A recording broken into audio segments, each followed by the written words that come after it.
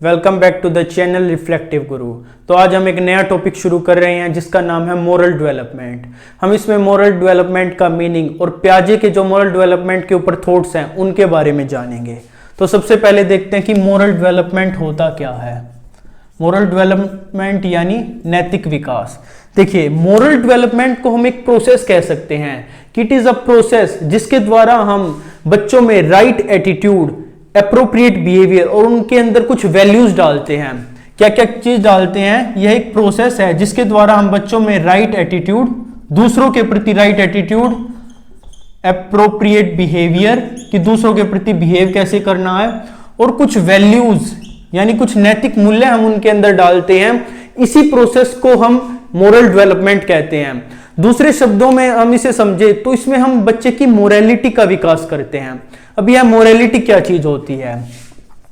Morality को आप principles कह सकते हैं कि मोरालिटी के अंदर कुछ प्रिंसिपल्स होते हैं, जैसे कि दूसरों के प्रति हमें बिहेव कैसे करना होता है, दूसरों का हमें रिस्पेक्ट कैसे करनी होती है, आदर कैसे करना होता है, हमें दूसरों के वेलफेयर यानी दूसरों के भले के लिए सोचना होता है, या फिर जस्टिस। इसको ध्यान से समझना।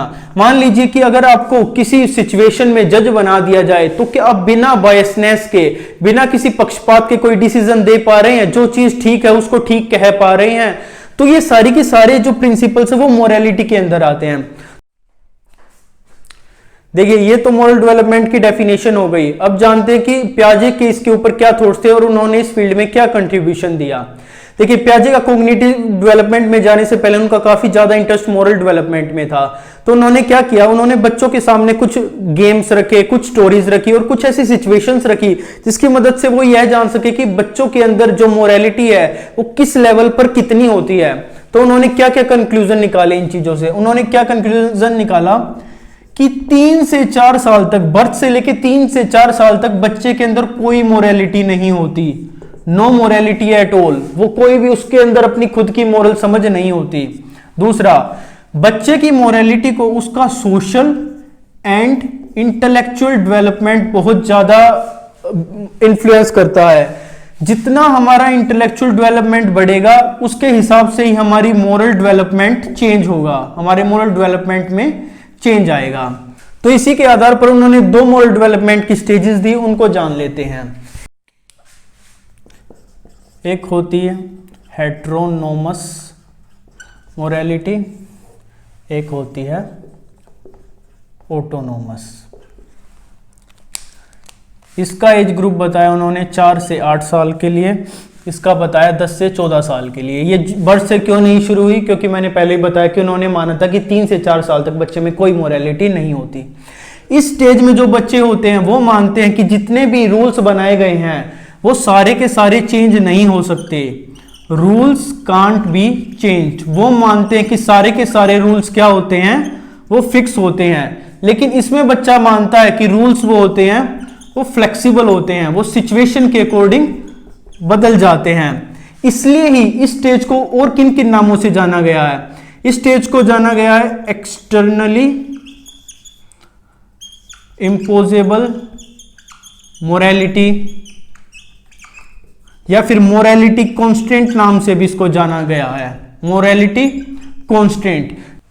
जबकि इसको जाना गया कि morality based on own understanding, on own understanding.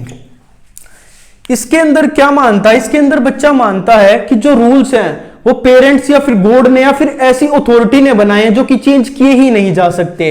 इसलिए इसको मोरल रियलिज्म के नाम से भी जाना जाता है, मोरल रियलिज्म। बच्चा समझता है कि जो रूल बना दिए गए वही बस वास्तविकता है, उनको बदला किसी भी हालत में नहीं जा सकता। जबकि इसमें क्या मानता है? इसमें बच्चा मानता है कि सिचुएशन के अकॉर्डिंग रूल्स बदले जा सकते हैं। इसलिए इसको मोरल रिलेटिविज्म के नाम से जाना जाता है। इसका क्या मतलब है कि मान लीजिए कोई ऐसी सिचुएशन आई, मान लीजिए कि किसी इंसान ने चोरी की, लेकिन चोरी करना उसकी मजबूरी थी, उसको अपने माता या पिता की जान बचानी थी। तो उस समय पर वो मोरल रिलेटिविज्म का कॉन्सेप्ट काम करेगा। उसे या तो सजा उसकी बिल्कुल कम कर दी जाएगी या फिर उसे बिल्कुल ही नहीं दी जाएगी। अब अगले और बढ़ते हैं। इसके अंदर क्या क्या माना जाता है? इसके अंदर बच्चा इंटेंशन नहीं देखता, यानी कि ये नहीं देखता कि उसके पीछे इंटेंशन क्या था, क्या वो जानबूझकर ये काम किया है, उसे गलती से हुआ है इसमें, बल्कि वो कॉन्सिक्वेंस देखता है। इंटेंशन नहीं देखता, कॉन्सिक्वेंस देखता है, जबकि इसमें उल्टा होता है। इसमें लोग इंटेंशन देखते हैं, कॉन्सिक्वेंस इतने नहीं देखते कि वो काम या फिर जो इंसान से गलती हुई है, क्या उसका इंटेंशन उसके पीछे गलती करना ही था। अगर नहीं था तो उस सिचुएशन में उसमें मोरल रिलेटिविज्म का कॉन्सेप्ट लगेगा, उसकी सजा घटा दी जाएगी या कम कर दी जाएगी या सिचुएशन के अकॉर्डिंग उसे पनिश किया जाएगा। तो कुल मिलाकर यह बात है कि हेटेरोनोमस के अंदर इंसान यह मानता है कि रूल्स कभी भी चेंज नहीं किए जा सकते, वे किसी ऐसी अथॉरिटी के द्वारा बनाए गए, उन्होंने बनाए तो वो बिल्कुल ठीक ही होंगे, हर सिचुएशन में वे अप्लाई होंगे, और इसमें जो कोई भी काम किया जाता है वो कॉन्सिक्वेंस देख के किया जाता है, ना कि इंटेंशन देख के। इसमें बिल्कुल उल्टा होता है, इसमें माना जाता है कि रूल्स फ्लेक्सिबल होते हैं, कुछ भी गलत या ठीक अपने आप में नहीं होता, सिचुएशन यह डिफाइन करती है कि क्या वो चीज ठीक थी या नहीं, क्या किसी इंसान ने जो एक्शन लिया है वो सिचुएशन के अकॉर्डिंग अप्रोप्रिएट था या फिर नहीं। इसके अंदर यह माना जाता है कि जो रूल्स हैं वो लोगों की भले के लिए बनाए जाते हैं, उनको मॉडिफाई भी किया जा सकता है।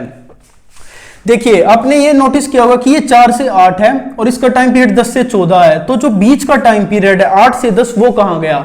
तो प्याजे ने बताया उस पीरियड को ट्रांजिशन पीरियड, ट्रांजिशन पीरियड यानी कि बदलाव का समय। इसके अंदर बच्चा अपनी मोरालिटी के बीच में बदलाव करता है, वो यहां से यहां जाता है। प्याजे का मानना है कि ऐसा नहीं है कि 8 के बाद सीधा 9 साल का वो होगा तो इस स्टेज में पहुंच जाएगा।